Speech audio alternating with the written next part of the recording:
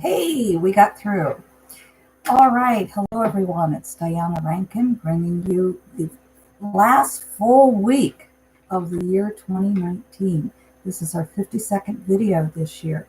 Next week, we'll start into January as well as finish up December. So, welcome. So glad to see all of you. We certainly are going to hear what Philip has to say this week. It's an interesting conversation with him. We're also going to get a message from one of my books, which Philip wrote, The Master's Book of Answers by Philip. Philip is my spirit guide. And next week, or one of these upcoming weeks, we're going to talk about connecting with your spirit guide because I do have some questions from you on that. And this book is an oracle book. Each page has a different wisdom on it, so we'll get that later. Also, I highly recommend any of my books for Christmas gifts. You're welcome to go to my website or just go to Amazon.com and put my name in. I have 4 books still in print. One, a little advertisement here before we get too far into this, is Joy. Joy it's the art of creating a happy life. It has 52 different processes, one per week, that you can use to make your life happier. One process will work with one person, a different process will work with the next person. Another book I have, and you've heard me read from this one a few times, is The Found Child. It's a work of fiction, but it's an interesting work of fiction. It takes us through life and death and what life is like on the other side and what life is like on this side. So, The Found Child. And then for those of you who like poetry, this is 23 Days, A Celtic Journey. It is my, my book on, it's a love story about a man and a woman and the woman finding herself in the love. But it's written in poetic form and weaved around a lot of the Celtic mythology. So any of those, I thank you. If you decide to make those a Christmas gift for yourself or someone else, excuse me just a moment here. I'm having a little nose drip here, so excuse me for a moment, and hopefully that'll take care of it. I want to also real quickly tell you that in March, the Awakening for Your Deeper Intuition, 3-day, very intensive workshop is coming up, and there is, you get a $45 discount if you sign up early. So you can pick this brochure up on my website. Okay, that's enough advertisements. So welcome everyone. So glad you're here and so glad that you come back every week and that you tell your friends over and over. I appreciate it. By the way, if you do wish for a private reading, the information is below. Just pick up the phone and give me a call and we will get you scheduled. It's that simple. That's actually easier than if you write me and say, what do you have available? Just call me. And if I'm not available, I'll get back to you as soon as I can. All right, here we go. Our question for this week is actually like a 3-parter.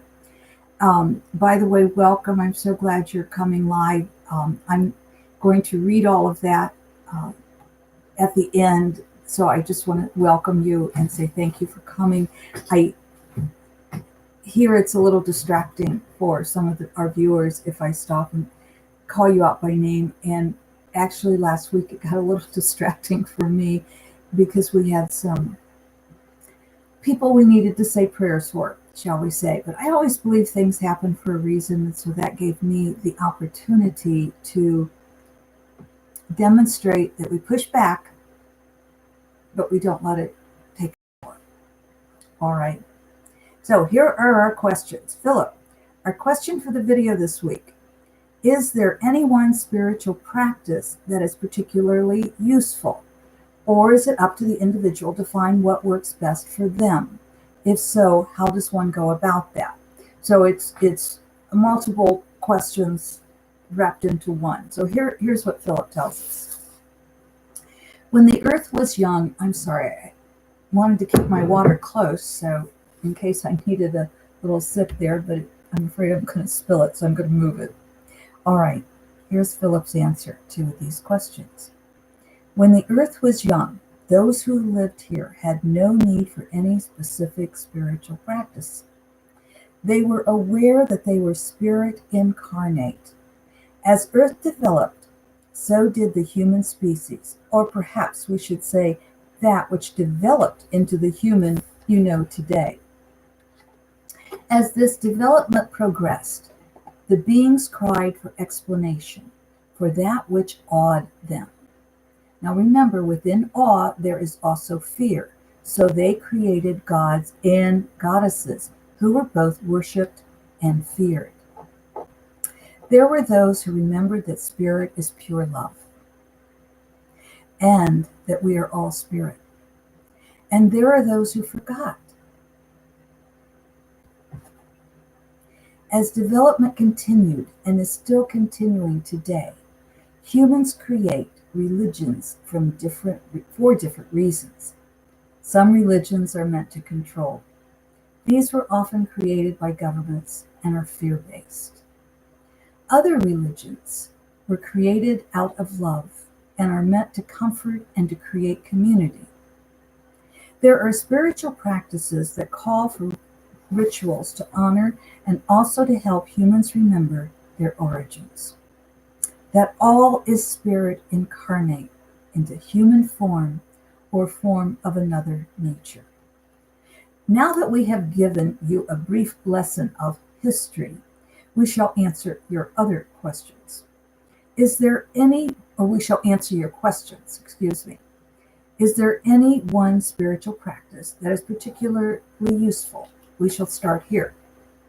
Phillip goes on to say, of course we would like to see all human practice, those religions or spiritual groups that speak of love. They honor the earth and all that resides here. This, however, is not practical, as humans, as are other species, always evolving. This means not all humans benefit from the same spiritual or religious practices. Some humans remember they are spiritual beings having a human experience. For those who have experienced many incarnations, they may be drawn to practices that gave them comfort in other life experiences. Yet others may want to experience something new. The spiritual practice we are called to is as individual as is each individual. From being deeply in memory of spirit, that we create our own rituals or bond with those who create similar practices to join together, to sing praises to spirit, to worship in fear. So what Phillip is saying at this point is it depends upon where we are, that there are many different practices, and we are called to different practices depending upon our choices. He goes on to say, all unfolds depending upon the evolution of the individual. This then answers your second question. Is it up to the individual to find what works best for them? Phillip goes on to say, we believe we have given you that answer. Yes, it is up to each individual. Not all are ready to take responsibility for their lives, however, or how they live their lives. This brings us to your third question. How does one find the religion or spiritual practice that is right for them?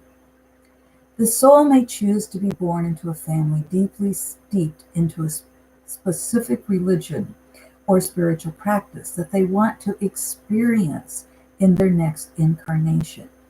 This may be chosen for some of the reasons mentioned, to learn and experience, or to return to a comforting practice. This, of course, is not always the case. Others, once in body, may not have a family who practice a tradition, or the individual may reject the family's traditional practice. They may or may not take with them some of the ideas presented. I'm going to just stop there and give you an example of in my life.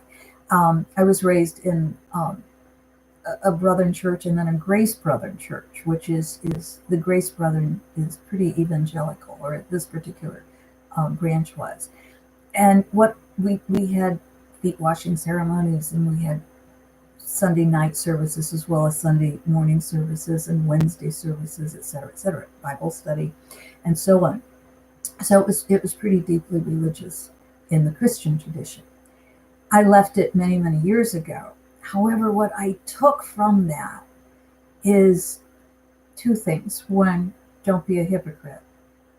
Don't pray on Sunday and then on Monday hurt other human beings. I saw a lot of that and it bothered me. But the other really positive thing I took is I learned how to pray, how to be devotional, how to really see prayer in action as a healing. So I'm glad for that time I had in that particular religion. It's not mine today. I believe very deeply in more spiritual beliefs than religious beliefs. Just making a little distinction there between the two because it's hard to find words that work. But I definitely believe in love and God. But my God is bigger than most religions. And when I taught at a university, one of the classes I taught was religion. And one of the young women at the beginning of the course said she was a little frightened that I would try to change her belief about who God was. And I said, no, but hopefully I'll expand your belief on what God is. At the end of the course, she paid me a terrific compliment because she told me that's exactly what happened. Expand your belief in what God is. God's not fear. God is love. Phillip goes on to say, these are the seekers who must find the practice that best suits them. These seekers have experienced many incarnations. Now, we're talking about the people who probably left their religion, such as myself. These seekers have experienced many incarnations, which means they have experienced multiple religions and spiritual practices. Or these seekers are new to human life and have not yet experienced human religions and spiritual practices. So they want to get a taste of everything. Both of these humans will feel compelled to taste the multitude of different human experiences of human religions and spiritual practices. They may spend many years doing so until they find a home in a religion or practice. This may be a specific group, or the individual may find solitude best suits them in this lifetime. So what Phillip is saying here is that there's one group, we have three groups, and I've read you about two. And the first group may be born into a religion or may choose that religion before they even come into body. And they want to go into that religion in depth. The second group are seekers. And seekers are either people who have had many incarnations and so have tried out many different religions and spiritual beliefs. Or they may be new in the human realm and want to try out the many different groups. All right. So the third group is built on fear, a religion of control. Those who join with this type of religion do so out of the need of belonging. Seekers tend to be fairly independent in their belief system. The third group is not. The first group is, again, more in that specific religion. Being the seeker is in many ways for the human the most difficult. Those born into a chosen practice and those who join a group out of fear have a clear road. Not that it's a smooth road, just one that is defined. The seekers must travel many roads to find their practice. They learn all the roads lead back to self. I want to read that again. That the seeker has the more difficult road, and I'm guessing that many of you who follow me and subscribe to this YouTube channel are seekers. The seekers must travel many roads to find their practice. They learn all roads lead back to self. How we experience that self is up to us. And I think it's always good to have a group, if at all possible, to be part of a community. I think that helps us beyond. So let's see what we have here. And hello, Angela. Hello, Trinella. I hope I'm saying everyone's name right. So what we do here is just left or right page, and we just flip through to get our answer. I do want to welcome you that if you have questions of a general nature that would be of interest to all in our audience, just put them in the comments below. Some people email me or catch me on Twitter or Facebook and Messenger. Any of those are fine, and I'll address those questions, if appropriate, as soon as possible. We have the next couple of weeks we have questions for, so send in your questions and then tune in. All right, think left page or right page. Ready?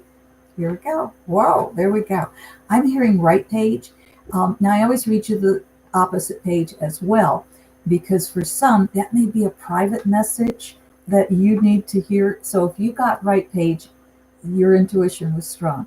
If you got left page, that could be a private message. So here is our right page. And then I want to talk to you a little bit about what's going on in our world and specifically in the US. Okay, so here's our thought.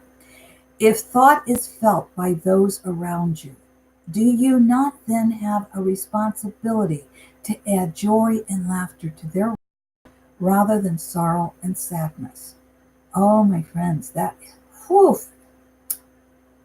boy, I'm going to read that again, because that has a lot to do with what's going on in our nation, in the US and in the world. Because what happens in the US, because it's so big and so powerful, does affect, excuse me, I have a squeaky chair tonight, does affect the whole world. And there's a lot going on in the world today, and I want to talk about that in a minute. But first, let me reread this. If thought is felt by those around you, do you not then have a responsibility to add joy and laughter to their world rather than sorrow and sadness? Let's add as much joy and laughter as we can. Doesn't mean we don't push back.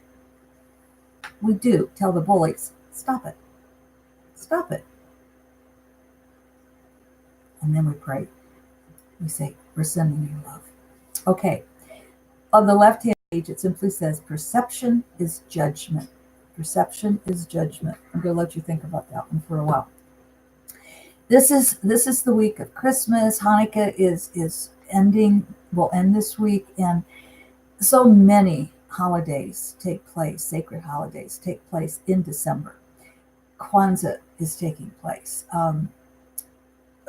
Roman holidays, Greek holidays, ancient holidays took place.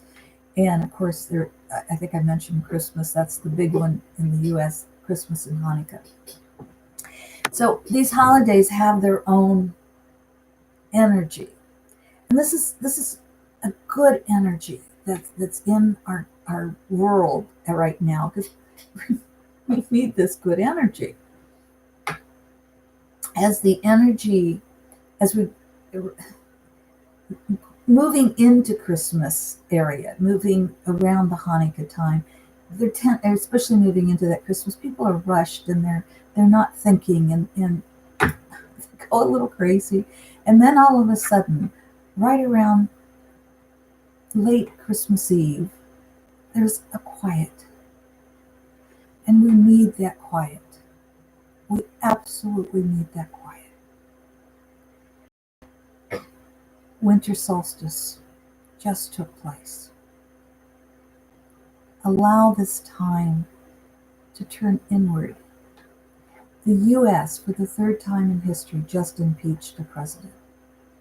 I believe he deserved it, but it's still a very sad thing that we have a president that deserves being impeached. A lot of people are choosing to leave in this evolutionary time that we're in and going through. It's a very difficult energy.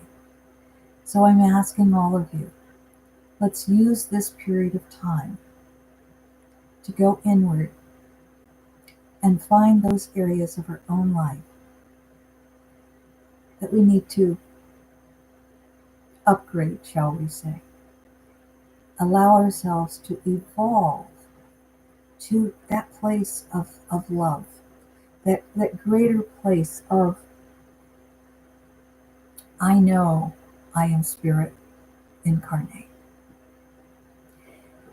From Daisy and I, Daisy was in here sleeping and she heard someone at the door and decided she needed to go check that out. And so she has a friend out there she's playing with right now. So I thank you for being with us, and I thank you for the love that you send to Daisy and to me and to all of our four-legged ones here and two-legged ones here. My friends, stay warm, stay happy, push back, but don't ever give your power away to another by getting angry and staying there. You can start with anger. It fuels us sometimes, but then release it and let it go. Don't live there. I love you. Thank you for accepting our loves. Thank you for telling your friends about this channel. Thank you for coming back every week. And I want to say hi to Jane, who just came on. And thank you all. I love you. And I will see you next week. So for everybody, until we meet again. By the way, those of you, summer solstice, this is Friday, actually the 20th, and tomorrow, but it's the video for next week, but tomorrow is winter solstice. I do have a video walking the labyrinth with me.